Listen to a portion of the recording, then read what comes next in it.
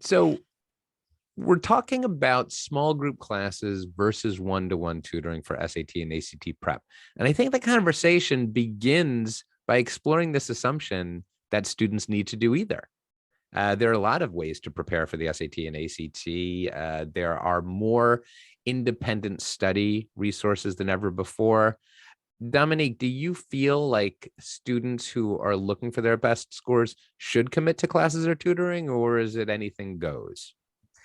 Well, I'm going to make an assumption that we're dealing with sort of middle class families or better, right? Because if you're lower income and really can't afford a class or a tutor, then there are great free resources available like Khan Academies,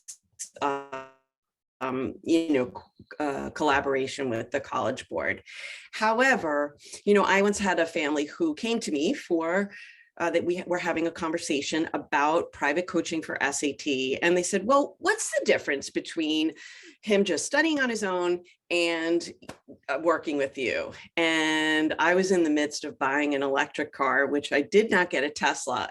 But I said, well, it's sort of like the difference between putting a Tesla together yourself and going into the showroom and having Elon Musk's people do it for you, right? I mean, it's just someone who has been at this for a while, who understands the sort of normal progress that students can make and how to scaffold students' progress is just going to help make that path so much easier and also maintain students' motivation, because a lot of times motivation can flag if you're trying to do something like this on your own. It's a marathon, I tell students, and you need a coach saying, keep going, keep going.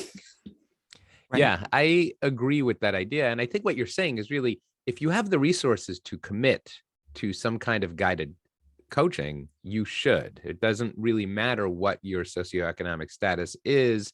If you're the kind of person that benefits from help, from instruction, from coaching, you should embrace it, because those self-study tools out there, I mean, they do help students at every economic level. I see students taking advantage of them as a precursor to prep. Some students find that they are intrinsically motivated and good enough at independent learning that they can find their best scores at the end of that self-study. It's just understood that most human beings don't want to put their electric car together by themselves. Some people do, and they should. Everyone else, we're going to pick it up at the lot. But I will kind of add that cautionary sort of note. There is sort of certain scoring levels. If that's where your baseline is, it's very difficult to self-study because it's so hard to understand and interpret the information, and sort of frustration or becoming discouraged can happen. Yeah, you're talking about the lower levels, right, Amy? The lower levels, exactly. Yeah. Like, right. I do make that distinction with families. Like, we can see students, right, that are kind of at that, I don't know, 600, 650 plus, where they can really do a lot of good work on their own. Or let's say their ACT score is at like 27 or above. But when we start talking about some of the students are hovering around average or certainly below, I do sort of say, I think self-study is a very difficult thing to accomplish, unfortunately. We hope you enjoyed this video as much as we did. You'll find plenty more like it when you explore the Tests and the Rest channel. Be sure to comment, share, and subscribe for a constant stream of insights into learning, education, testing, and admissions. For full podcasts and amazing resources, find us at testsandtherest.com.